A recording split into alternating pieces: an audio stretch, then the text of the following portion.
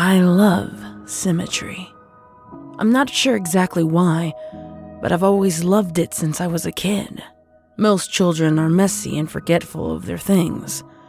Not me, though.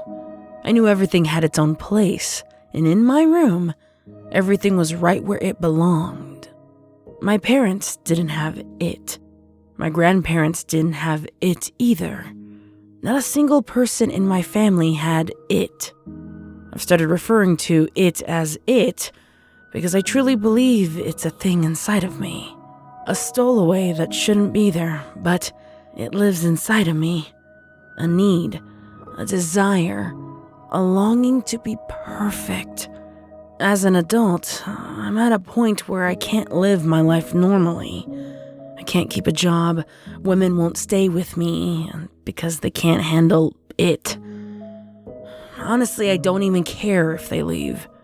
They're messy and they make things more difficult anyways. They roll over onto my side of the bed instead of staying on their own. They leave dishes on one side of the sink but not the other. I can't work anymore, so when they leave for the day, I stay home and I fix everything.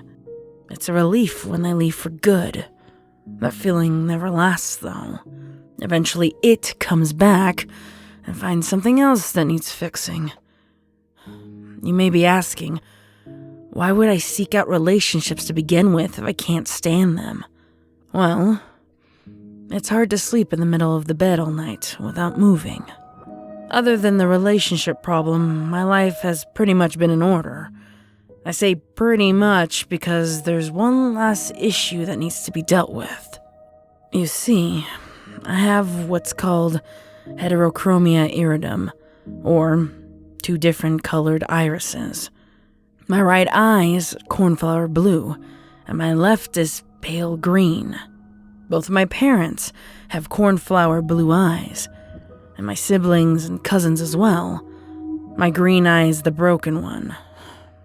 It's what makes me unbalanced.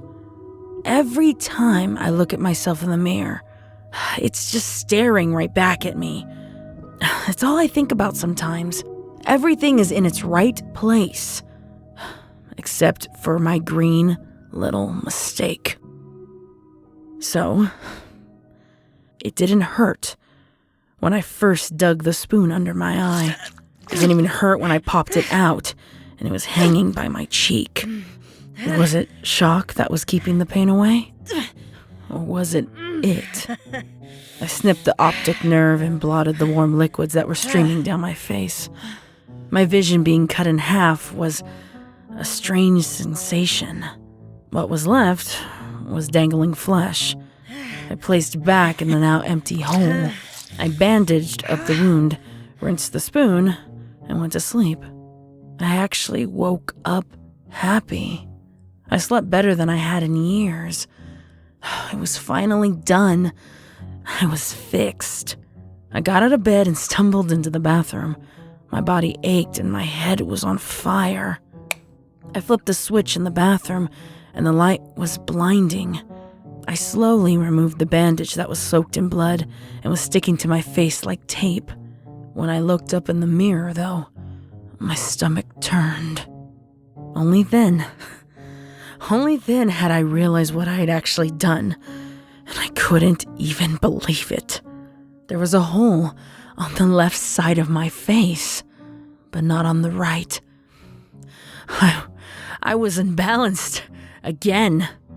It was much harder digging out the second eye. My hands were shaky, and when I dug that spoon in, I missed several times, puncturing my pupil 3 times before I got into the right place. Then, once the eye popped out, I reached for my scissors to finish the job. The blood from the previous night had dried on the blades, so the scissors didn't cut very well. You know when you're a kid in elementary school and your teacher makes you cut construction paper for art projects? Did you ever try to cut too many pieces at once, but the scissors couldn't take it? The blades would kind of fold over each other, and the paper would get pinned in between. That's what happened to my eye. The optic nerve was pinned between the 2 blades. It was stuck. And as I tried desperately and frantically to make it unstuck, I slipped on the blood and started falling to the floor. Reflexes kicked in, and I let go of my eye to try and break the fall with my hand.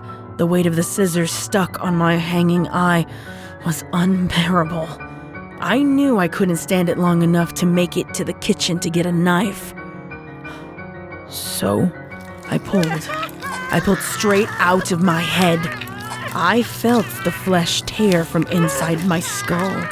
I felt it rip and spew liquid everywhere. I knew I was crying, but there was no way of telling the tears from the blood or the ocular fluid. When I heard the wet slap of bloody flesh hit the tile floor, I knew I was done. I knew it was done. I could live my life now without having to see people's awful, messy, evil lives. The relief washed over me, and I knew it would last this time. I had never felt this way before, never had this much hope. As I laid in my bathroom on that cold, wet, sticky tile, I smiled for the first time in years.